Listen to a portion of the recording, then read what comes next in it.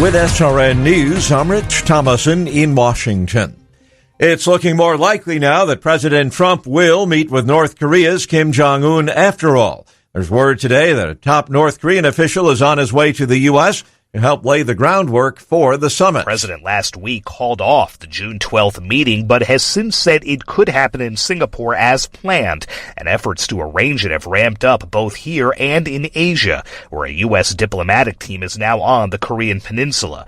It's unclear with whom Kim Young-chol would meet while in the U.S. He's a former military intelligence chief who now serves as one of Kim Jong-un's top lieutenants. Washington correspondent Sagar Meghani.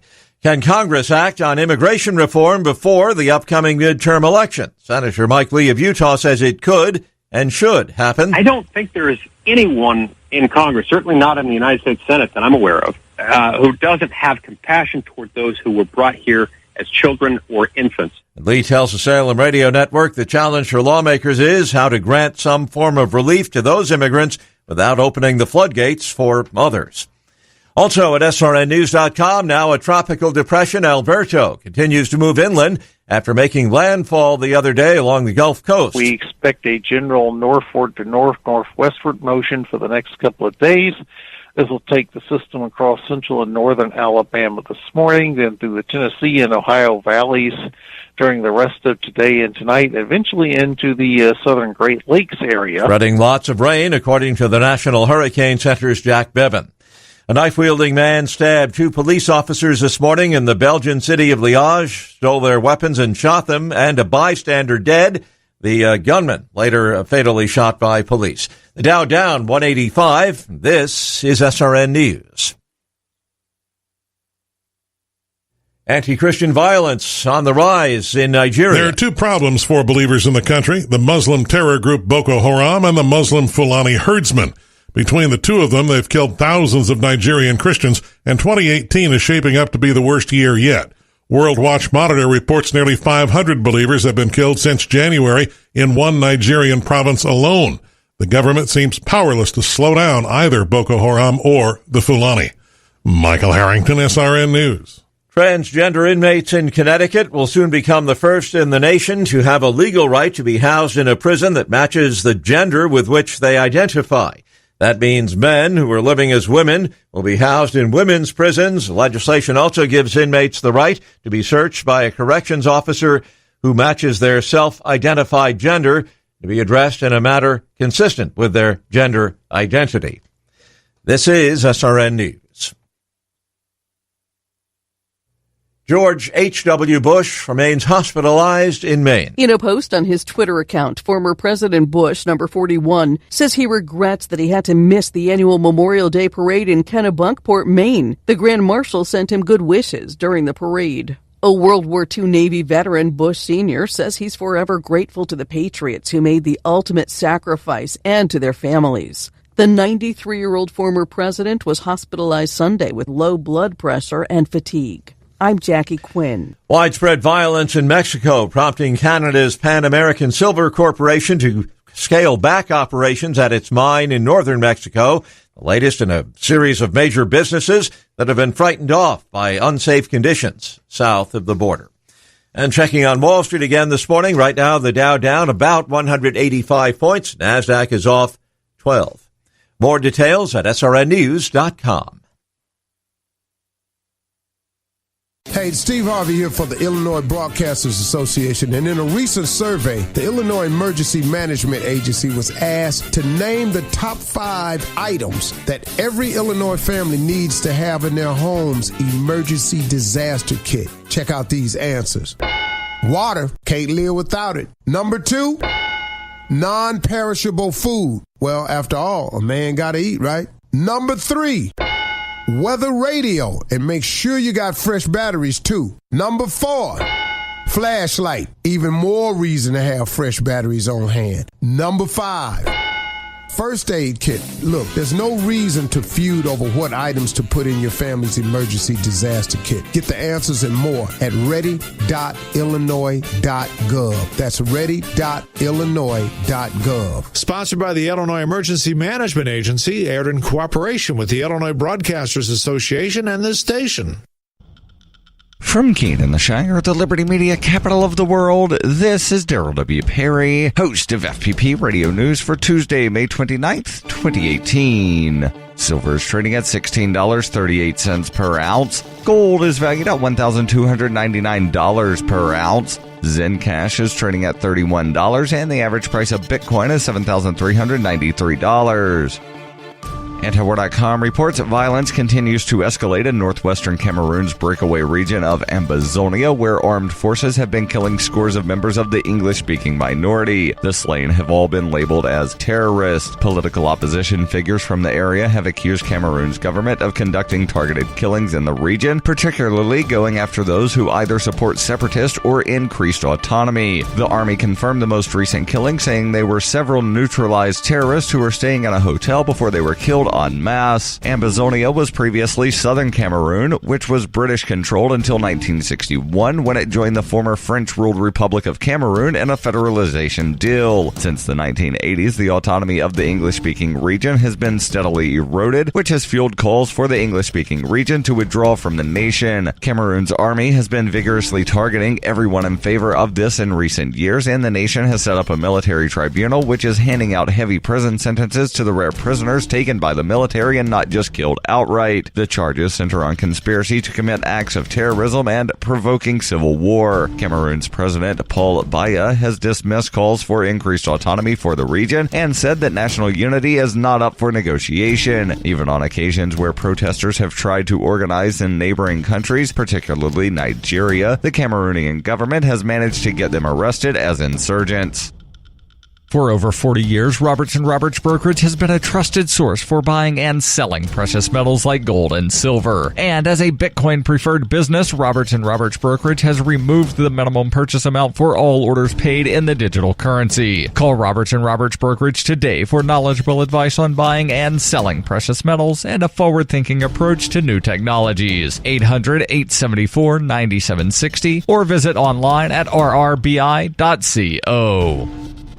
UPI reports the Hawaii County Civil Defense ordered new evacuations in the Leilani Estates after a fast-moving lava flow began moving through the area. The agency issued the order late Sunday after a lava pond from Fissure 7 breached, creating the lava flow. The U.S. Geological Survey's Hawaii Volcano Observatory described the eruption from the East Rift Zone as vigorous. The HVO said several residents were evacuated in advance of the dangerous and fast-moving flows. Civil defense officials said lava breached property belonging to the Puna Geothermal Venture, a geothermal power plant on the Big Island of Hawaii. The Puna Geothermal Venture plugged up all of the wells as the lava neared last week as a precaution. The civil defense said lava flow from Fissure 7 and 21 crossed into PGV property overnight and has now covered one well that was successfully plugged. That well, along with a second well 100 feet away, are stable and secure and are being monitored. Also, due to preventative measures, neither well is expected to release any hydrogen sulfide. The volcano in the southeastern region of Hawaii Island began erupting more than 3 weeks ago, first with plumes of pink smoke and lava vents. More fissures opened in the ensuing days, and lava flows into residential areas damaged and destroyed nearly 40 structures, more than 20 of which are residences. Last weekend, a man sustained the first injury related to the volcano after a so-called lava bomb struck his leg as he stood on the porch of a house near a fissure.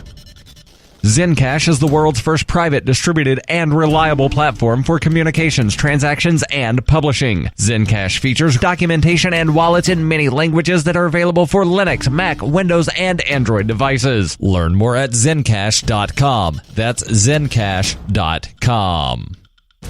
Reuters reports subtropical storm Alberto weakened as it made landfall on the Florida Panhandle on Monday, a day after flooding from another storm tore through a historic Maryland town and swept away a would-be rescuer, according to officials. Forecasters said Alberto could bring dangerous high water to southeastern coastal states when it douses an area from Mississippi to western Georgia with up to 12 inches of rain and possible tornadoes. But Alberto's top winds weakened as the storm advanced, dropping to 45 miles per hour as the center of the storm made landfall near Panama City, Florida. Heavy rainfall and flash flooding were occurring over parts of the Florida Panhandle. In Panama City, the rain and wind knocked down trees but did not require any rescues. Alberto, the first named Atlantic storm of 2018, spun up days before the formal June 1st start of the hurricane season. This has been FPP Radio News. Online at fppradio.com. Today we decided to walk to school. The light counted. 15, 14, 41, 31, 13. We took a left on Carroll Street. Danny's smart, but he gets distracted. I realized he forgot his homework. I hope he doesn't have another bad day at school. When you can see learning and attention issues from their side, you can be on their side. That's why there's Understood.org, a free resource for the parents of the 1 in 5 kids with learning and attention issues. Go from misunderstanding to Understood.org. Brought to you by Understood and the Ad Council. They were outnumbered, out-equipped. They had no chance of winning, but they had one huge advantage: General George Washington. The fate of unborn millions will now depend, under God, on the courage and conduct of this army. We have to resolve to conquer or die. Just as the leadership of one man helped form a nation, today leadership can transform the world. Leadership is in you. Now pass it on from passiton.com. Hi, it's Jamie, Progressive's Employee of the Month, 2 months in a row. Leave a message at the... Hi, Jamie. It's me, Jamie. I just had a new idea for our song about the Name Your Price tool. So when it's like, tell us what you want to pay, hey, hey, hey, and the trombone goes, blah, blah, blah, and you say, we'll help you find coverage options to fit your budget. Then we just all do finger snaps while a choir goes, savings coming at ya, savings coming at ya. Yes? No? Maybe? Anyway, see your practice tonight. I got new lyrics for the rap break. Progressive Casualty Insurance Company and Affiliates. Price and coverage match limited by state law. I'm Rita Foley with an AP News Minute. President Trump is confirming a top North Korean official is on the way to the U.S. to talk about that possible summit between Kim Jong-un and President Trump. Sagar Magani reports. It's unclear with whom Kim Young-chol would meet while in the U.S. He's a former military intelligence chief who now serves as one of Kim Jong-un's top lieutenants. He'd be the highest level North Korean official in the U.S. since 2000. If you live in the South, you may well see heavy rain from Alberto this storm. The National Weather Service's Frank Pereira. The heaviest rainfall amounts we've seen with this system have been observed from the western Florida Panhandle up into central Alabama. Some of the heaviest amounts we've seen reported are on the order of 5 to 7 inches. And again, that's across the western Florida Panhandle, near where the system made landfall. The Supreme Court is allowing Arkansas to put into effect restrictions on how abortion pills are administered. I'm Rita Foley. From CBC News, The World This Hour, good morning. I'm Kenny Sharp.